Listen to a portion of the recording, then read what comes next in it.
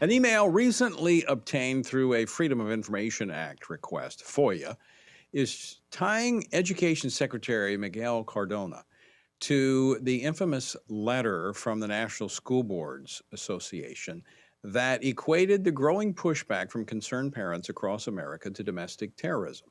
Now, in the October 5th email obtained by Parents Defending Education, NSBA Secretary Treasurer Christy Sweat recounted that NSBA interim CEO Chip Slavin told the officers he was writing a letter to provide information to the White House from a request by Secretary Cardona.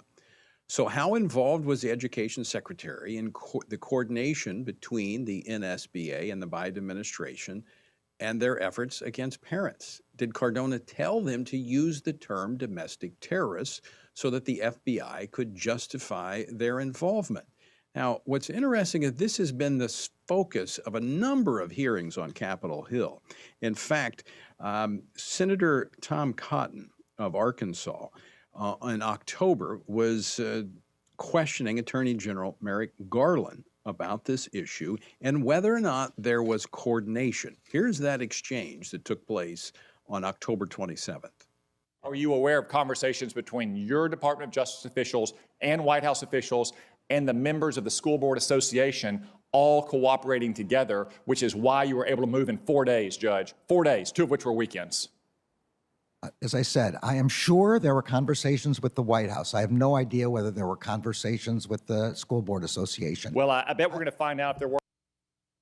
Well, my next guest is here to join us to answer some of these questions because I do think we've found out. Joining me now is Congresswoman Mary Miller, who is a member of the House Education and Labor Committee, as well as the House Freedom Caucus. She represents the 15th Congressional District of Illinois, and she has written a letter to the Secretary of Education. Congresswoman Miller, welcome back to the program. Hi, it's great to be here. Now, yesterday you sent a letter to Secretary Cardona. What have you asked him? Well, I want the Education and Labor Committee to hold hearings immediately so he can testify under oath and we can find out the truth. He does, from my experience with him, is he knows how to wiggle and pivot and possibly even lie. And I think this is an outrageous claim, and we need to know from him under oath what actually happened. I think you're absolutely right. I think he has to be under oath when he testifies.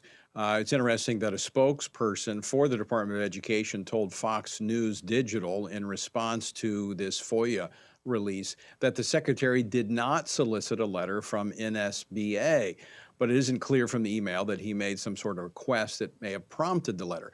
I personally think, given the specificity of the letter pointing to the Patriot Act, talking about domestic terrorism, I think they were coached in what to put in that letter so that the Department of Justice would be justified in creating their task force. Right. Well, I think until we have the hearings, we won't really know.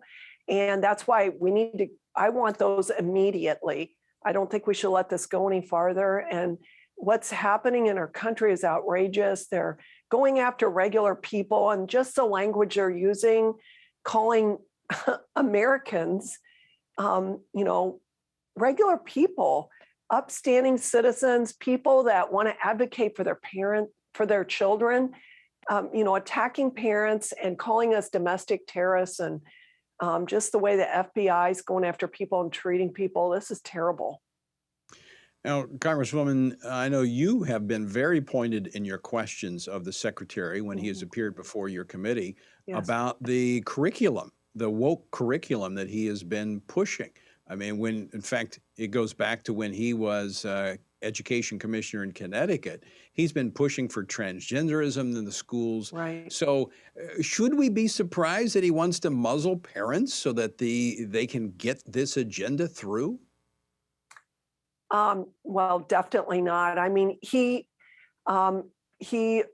has a memo out basically saying that if anybody in public school, a teacher or a student says that there's two genders, that you're guilty of harassment, which is just setting up teachers to be fired or students to be disciplined. And when I in response to that, wanted to pin him down. Well, if there's not two genders, how many genders are there? He refused to answer me.